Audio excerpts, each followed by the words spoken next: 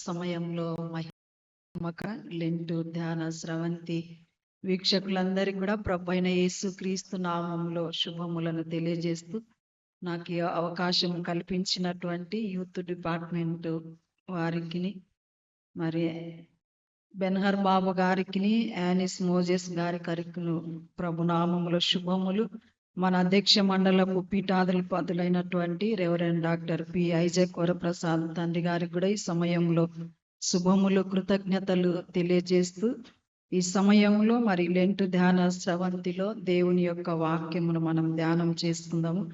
పరిశుద్ధ గ్రంథము నుండి కొత్త నిబంధన గ్రంథము అపోస్తలుడైన పౌలు గలతీయులకు రాసిన పత్రిక 5వ అధ్యాయం 22వ వచనంలోని ఆత్మ ఫలములలో ఒక ఫలమైనటువంటి సమాధానము అనేటువంటి అంశమును మనం ఈ సమయంలో ధ్యానించుకోగలుగుతా ఉన్నాం.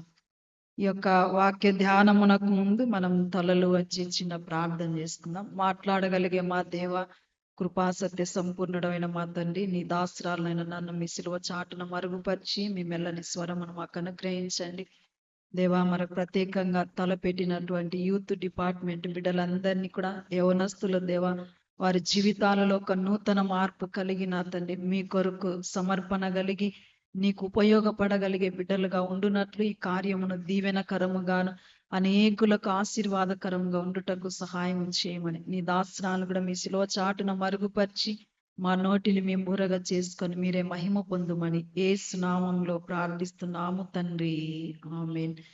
చదవబడినటువంటి లేఖన మాటల నుంచి ఒక ఉదయకాల సమయంలో సమాధానము అనేటువంటి ఆత్మ ఫలములలో ఒకటైనటువంటి ఈ సమాధానం గురించి మనం ఆలోచన చేయగలిగితే, ఇంకా ప్రస్తుత దినాలలో ఆయా ప్రాంతాలు మరి మనుషులు సమాజము వీటన్నిటిలో కూడా మరి సమాధానపు యొక్క కొరత చాలా మనం క్లియర్ గా గమనించగలుగుతా ఉంటున్నాం. మొదట పరిశుద్ధ గ్రంథంలో మనం చూస్తే ఆదాము అవ్వలతో దేవుడు ప్రతి చల్లపూట వారితో మాట్లాడగలుగుతూ దేవుని సమాధానము కలిగి ఉన్నటువంటి వారి మధ్యలో అపవాది ద్వారా దేవుడు వారి మధ్యలో ఉన్నటువంటి సమాధానాన్ని తొలగించి ఆదామునకు దేవునికి మరి సమాధానం లేనటువంటి స్థితిని పరిశుద్ధ గ్రంథములో ఆదికాండం 3వ అధ్యాయం 8-9 వచనాలలో మనం చూస్తా ఉంటున్నాం. మరి తెగిపోయినటువంటి మానవ సంబంధములను తిరిగి దేవుడు కట్టుటకును మరలా దేవుడు తన సమాధానమును సర్వ మానవాళికి అనుగ్రహించుటకును మనం లేవియాకాండం 1వ అధ్యాయం మనం గమనించినట్లయితే వేద పట్టణములో అక్కడ సమాధానార్థ బలి 5 బలులలో ఒక బలైనటువంటి సమాధానార్థ బలిని మనం చూడగలుగుతున్నాం. పాత నిబంధనలో సమాధానార్థ బలి అయినటువంటి దేవుడు కొత్త నిబంధనకు వచ్చేసరికి ఆ సమాధానపు బలిగా దేవుడే యెషయా గ్రంథం 53:5లో ప్రవచించినటువంటి రీతిగా సమాధానార్థమైన శిక్ష అతని మీద పడెను అనేటువంటి మాటను కూడా లేఖనంలో చూస్తా ఉన్నాం. అనగా దేవాది దేవుడు తెగిపోయినటువంటి మానవ సంబంధములను తిరిగి కట్టుటకు ఆయన నరావతారిగా ఈ లోకమునకు రాగలిగినటువంటి దేవుడు గాను, తిరిగి కల్వరి శిల్వ ద్వారా ఆయన మన కొరకు మరి సమాధాన పరచబడి తెగిపోయినటువంటి దైవ మానవ కలయికను మరి శిలువ మరణము ద్వారా ఆయన తిరిగి సమాధాన బంధములేకి దేవుడు మనలను నడిపించినట్లుగా లేఖన భాగాలలో మనం గమనించగలుగుతా ఉన్నాం. మరి సమాధానము ఎన్ని రకములు అని లేఖనములో మనం చూస్తే, ఇంకా మొదటిది మానవుడు దేవునితో సంబంధము కలిగి ఉండాలని రోమా పత్రిక 5:1లో మనం చూడగలుగుతున్నాము. రెండోది ఫిలిప్పీ పత్రిక 4:6లో మనం చూస్తే, ఇంకా మరి మన హృదయంలో సమాధానం కలిగి ఉండాలని లేఖన భాగంలో మనం చూస్తా ఉంటున్నాము. మూడోదిగా మనం చూస్తే ఇంకా రోమా పత్రిక 12:18లో శక్యమైతే సమస్త మనుషులందరితో కూడా మీరు సమాధానము కలిగి ఉండుడి అని లేఖన భాగంలో మనం చూస్తున్నాం. అంటే దేవునితో మనం సమాధానం కలిగి ఉండాలి. రెండోదిగా మన జీవితాలలో మనకు మనమే సమాధానం కలిగిన జీవితము. మూడోది మనుషులందరితో కూడా సమాధానం కలిగిన జీవితాన్ని దేవుడు మనకి ఇవ్వగలుగుతా ఉన్నాడు. ఆయా సందర్భాలు మనం చూస్తే కొన్నిసార్లు సమాధానం లేకపోవడానికి కారణాలు మనం చూస్తాం. కలహములు, విభేదములు, విరోధత్వము, మరి దుష్ట తలంపులు, అంతేకాకుండా అనుమానముతో కూడినటువంటి ఆలోచనలు మనం కలిగి ఉన్నప్పుడు మన మనస్సుకు నెమ్మది సమాధానం ఉండదని దేవుని వాక్యములో మనం చూస్తా ఉన్నాం. ఇది నాలో చేస్తే దేశాల మధ్య సమాధానంలో యుద్ధములు, కరువులు, ఆయా పరిస్థితులను బట్టి ఒక దేశం మీదకి ఒక దేశము దండెత్తగలిగే యుద్ధ పరిస్థితులు మనం చూస్తా ఉన్నాం. రెండోది, మనుషుల మధ్య సమాధానం లేనటువంటి జీవితాన్ని కూడా లేఖనంలో చూస్తున్నాం. యెషయా గ్రంథం 1:18 మనం చూస్తే మనం వివాదము తీర్చుకొందుము రండి అనేటువంటి మాటలు చూస్తున్నాం. అంటే తోటి మానవునికి విరోధ భావమును కలిగి మనుషులు సమాధానము, సఖ్యత లేక అనైక్యతను, అశాంతిని, అసమాధానము కలిగినటువంటి జీవితాలు నేటి సమాజంలో మనం చూడగలుగుతా ఉంటున్నాం. మూడోదిగా మనం చూస్తే ఇంకా అనుమానము మనలో కలిగి ఉన్నప్పుడు, ఉదాహరణకు యేషేబు జీవితంలో అనుమానము కలిగి ఉన్నప్పుడు మరియను గురించి ఆయన రహస్యముగా వదిలిపెట్టడానికి సిద్ధపడినటువంటి తరుణములో దేవుని దూత మాటలాడగలిగి ఆయనను సమాధానపరిచి మరియ కుమారుని కను వరకు మరియకు సహాయము చేయగలిగినటువంటి యేషేబుగా మనం చూస్తా ఉన్నాం. దినాల్లో సమాజంలో మరి సంఘములో ప్రత్యేకంగా యవనస్తుల జీవితాలలో ఒకరి పట్ల ఒకరు కూడా సమాధానం లేనటువంటి స్థితిగతులు నేటి సమాజ సంఘ పరిస్థితులలో మనం చూస్తా ఉన్నాం. కానీ మరి ఈ సమాధానము మనం ఎలా పొందగలము అని లేఖనములో మనం చూస్తే ఇంకా మనకు సమాధానకర్త అధిపతి యేసు అని మనకు యెషయా గ్రంథం 9:6 మనం చూస్తా ఉన్నాం. అంటే మనకు సమాధానం ఇవ్వడానికి ఈయన శరీర ఆకారంలో మన మధ్యకు రాగలిగినటువంటి దేవుడుగా, మనలను సమాధానపరచడానికి ఆయన శిలువ సంధిని చేయగలిగినటువంటి దేవుడుగా మనం చూస్తా ఉన్నాం. సమాధానకర్త అధిపతిగా ఉండగలిగినటువంటి దేవుడు.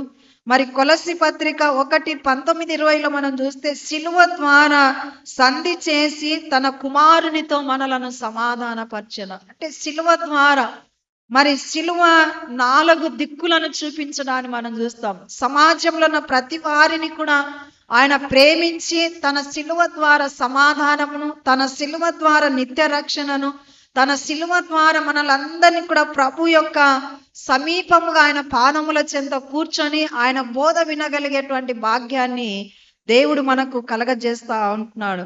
అందును బట్టి అధిపతి అయినటువంటి నిత్యుడకు తండ్రిగా ఉన్నటువంటి దైవ కుమారుడు శిలువ ద్వారా తెగిపోయిన మానవ సంబంధములను ఏకము చేసి మనకు సమాధానం ఇచ్చినటువంటి దేవుడుగా చూస్తాం.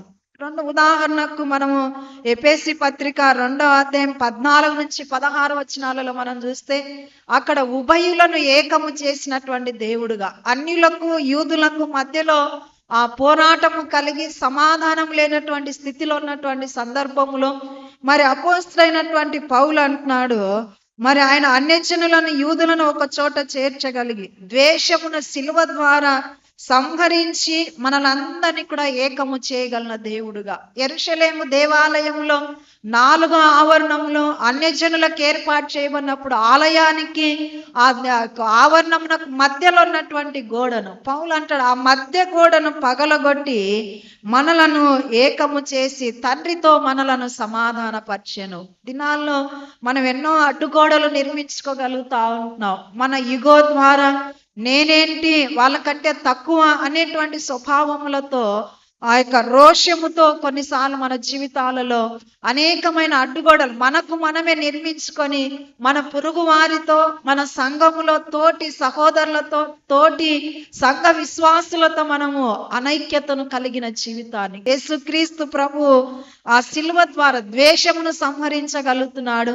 మధ్య ఉన్నటువంటి అడ్డుగోడలను సంహరించగలిగి ఉభయులను ఏకము చేసి తండ్రితో మనలను సమాధానపరచగలిగిన దేవుడుగా లేఖనములు మనం చూస్తా ఉంటున్నాం.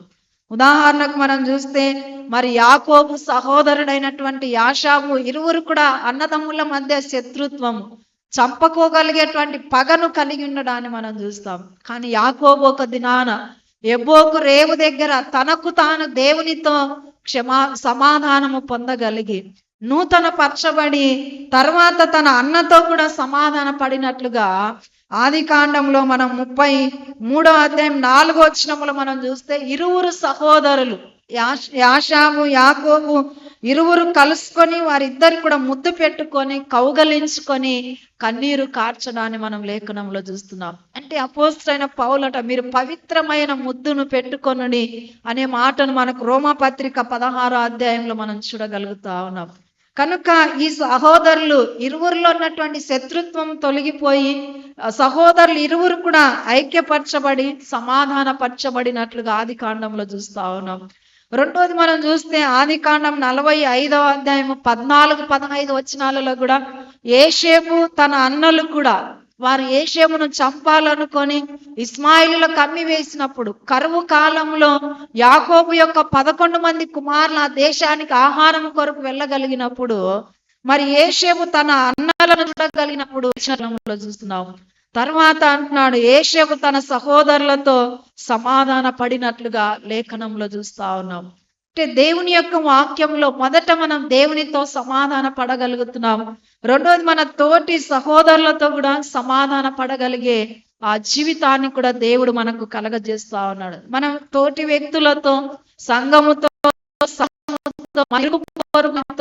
ఎప్పుడైతే మనం సమాధాన బంధము కలిగి ఉంటామో యేసుక్రీస్తు జన్మించినప్పుడు దేవదూతలు భూమి మీద పరలోకంలో ఆయనను స్తుతించినప్పుడు అంటున్నాడు సర్వోన్నతమైన స్థలములలో దేవునికి మహిమ, ఆయనకిష్టులైన మనుషులకు భూమి మీద సమాధానం. అంటే దేవునికి మనం ఎప్పుడైతే ఇష్టలుగా జీవించగలుగుతామో భూమి మీద దేవుడే మనకు సమాధానకర్త అయినటువంటి దేవుడు శిలువ ద్వారా సంధి చేసి ఆ తన కుమారునితో మనలను సమాధానపరచగలిగినటువంటి గొప్ప ప్రభువుగా మనతో ఉండగలుగుతా ఉంటున్నాడు.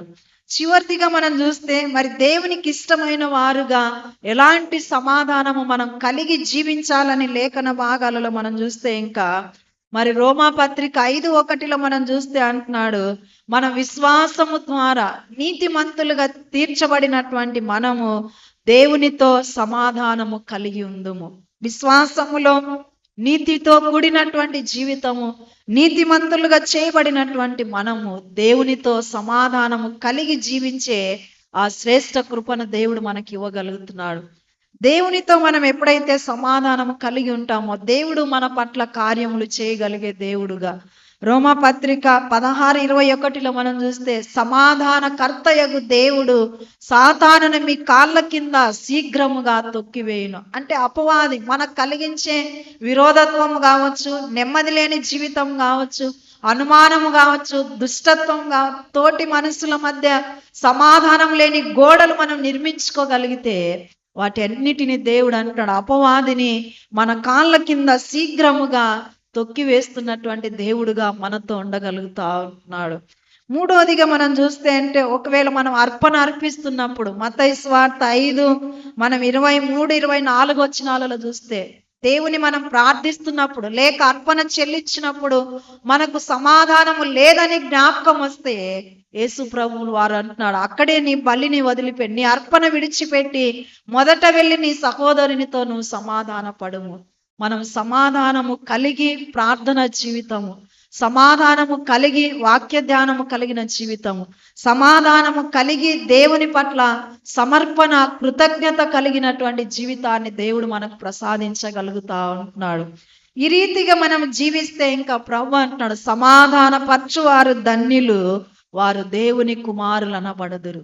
దేవుని కుమారులుగా కుమార్తెగా మనం పిలువబడాలంటే మొదట మనము దేవునికి ఇష్టలుగా జీవించాలి. దేవునికి ఇష్టలుగా మనం జీవిస్తే దేవునితో సమాధాన బంధము కలిగిన జీవితాన్ని ఇస్తున్నాడు.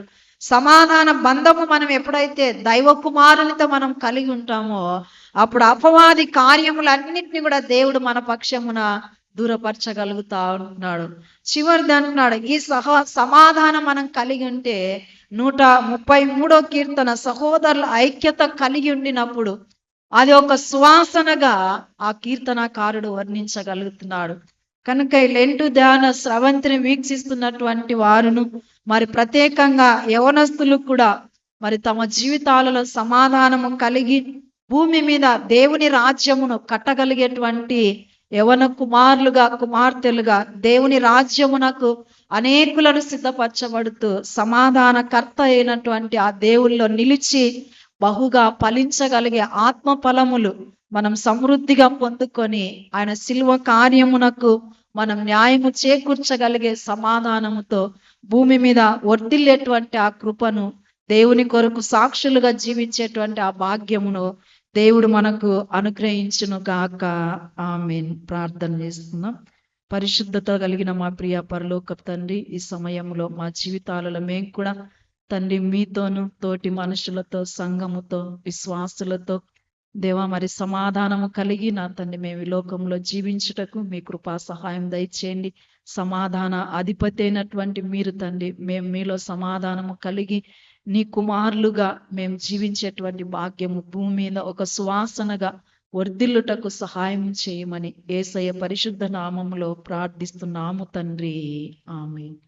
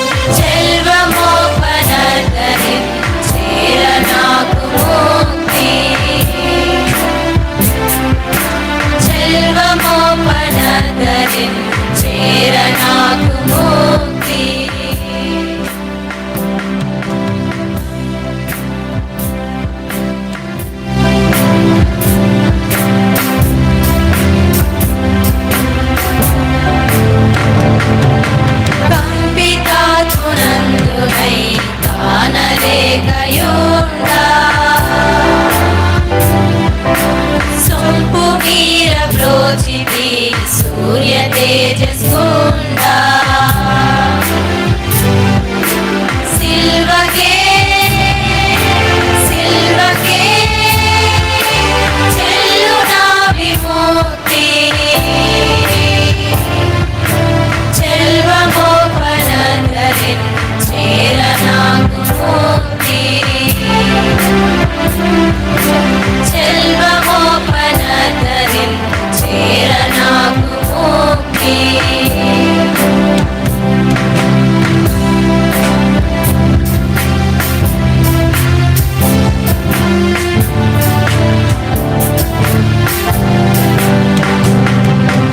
దేవ గొర్రె పిల్లని దీప్తి నాకు చూపు